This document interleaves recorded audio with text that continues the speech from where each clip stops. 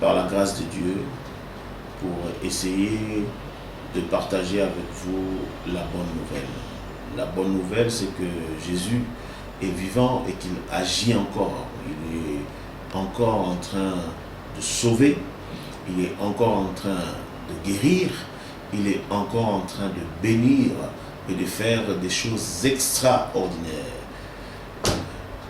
Savez-vous que dans la parole de Dieu, il est écrit que si on pouvait écrire tous les miracles que Jésus a fait, tout ce qu'il a dit, eh bien, il n'y aurait même pas un livre.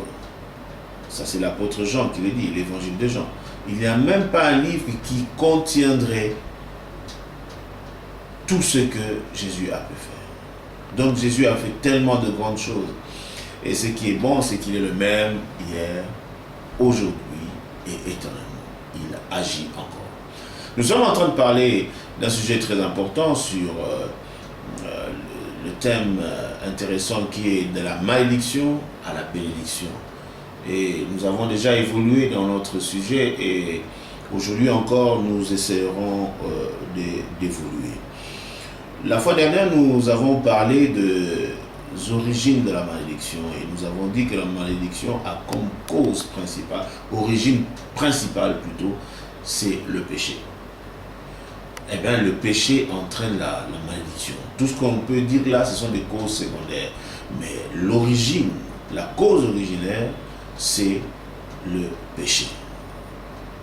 Même si aujourd'hui, la malédiction peut se transmettre d'une génération à une autre, eh bien, c'est uniquement parce que la génération précédente s'est rébellée contre Dieu. Et la Bible dit que je punis jusqu'à la 3e, 4e génération les personnes qui me haïssent.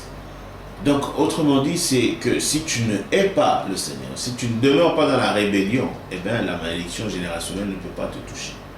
Mais la Bible va encore plus loin. La Bible parle de la bénédiction générationnelle aussi. Et cette génération, la bénédiction générationnelle ne va pas jusqu'à 4 générations, mais elle va jusqu'à la 1000e génération. Ce qui est formidable. Et là, nous constatons que la bénédiction est plus puissante que la malédiction.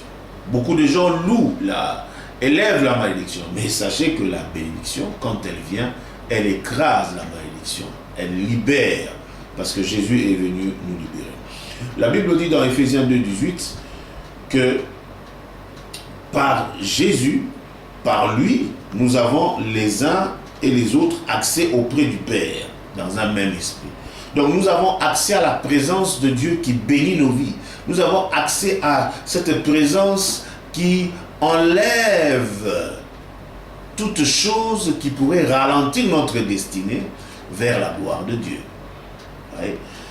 Et j'aimerais m'appesantir sur un passage de Ephésiens chapitre 4, le verset 27.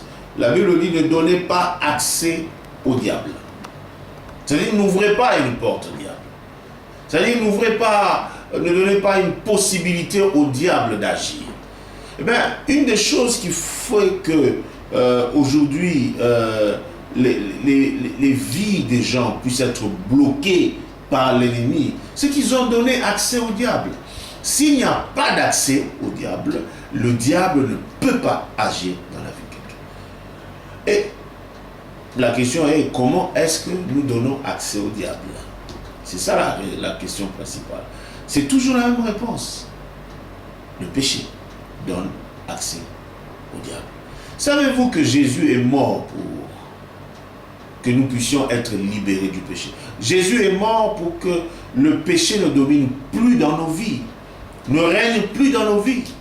Jésus a été fait péché pour que nous soyons libérés de cela. Quand nous nous rébellons contre Dieu, nous donnons accès à la malédiction. Quand nous nous rébellons contre Dieu, nous donnons accès à l'ennemi pour qu'il puisse toucher nos vies. Mais tant que nous ne donnons pas accès à l'ennemi ne peut pas toucher nos vies. C'est comme cela que je reviens dans ce verset de Proverbe qui dit que la malédiction sans cause n'a pas d'effet. Donc, autrement dit, la malédiction avec cause a un effet. Mais qu'est-ce qui cause cela? C'est l'accès. L'accès que l'on donne à l'ennemi de toucher nos vies. Frères et sœurs, il y a 2000 ans, il y a eu le plus grand combat de tous les siècles et de tous les temps et de l'univers. Jésus contre toute la puissance de Satan et Satan lui-même. Mais la Bible dit que Jésus a détruit, il a brisé la puissance de Satan. D'où Satan n'a plus cette puissance pour détruire l'homme si ce n'est que la puissance que l'homme le lui donne. Qu'est-ce qui donne accès à la malédiction? C'est vous-même. Ce n'est pas la sorcellerie.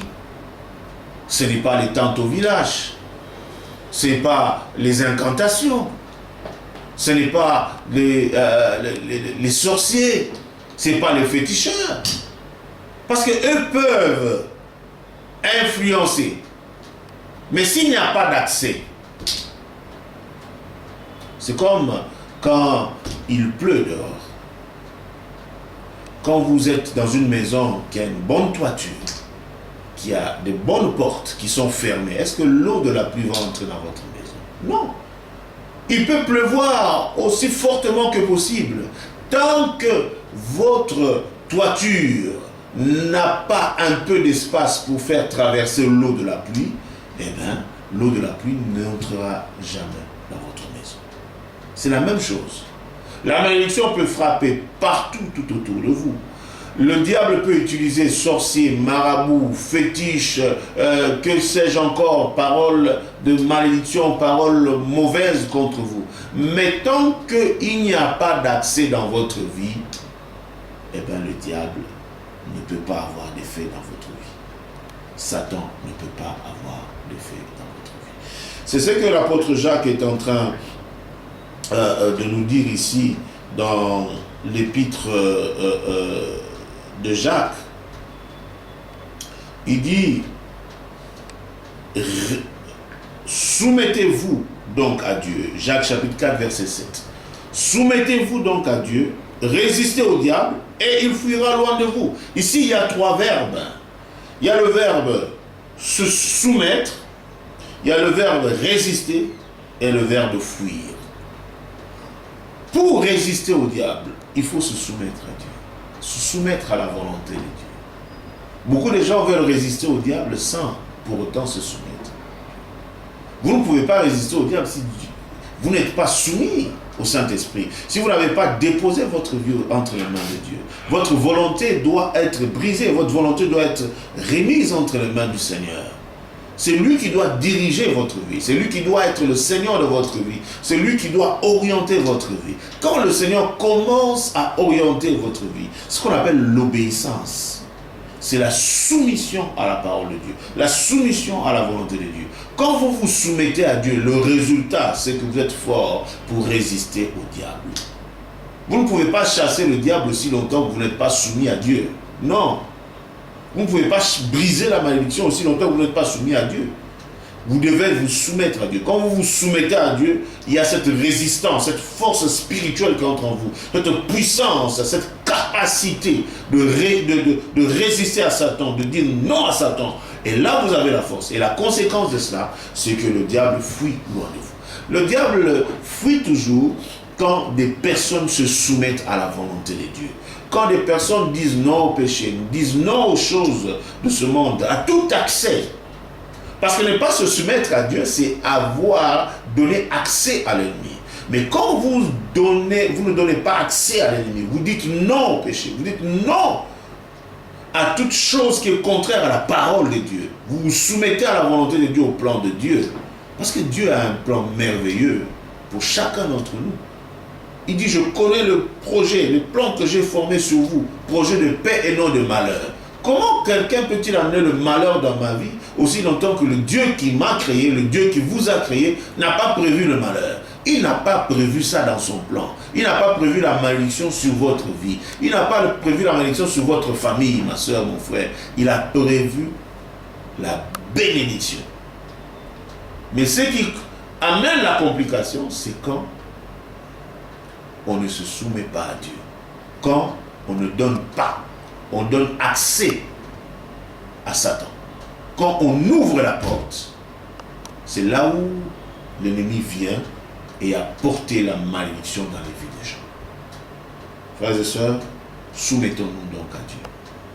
Si nous nous soumettons à Dieu, nous allons résister à Satan. Aucune puissance ne peut résister à la puissance de la croix. Aucune puissance, aucune malédiction ne peut résister à la puissance du sang de Jésus. Aucune puissance ne peut résister à la puissance du Saint-Esprit. Rien ne peut résister à cela. Alors, soumettons donc nos vies au Seigneur, et le Seigneur, lui, nous donnera la force de résister et le diable va fuir. Merci beaucoup. Que Dieu bénisse vos vies abondamment.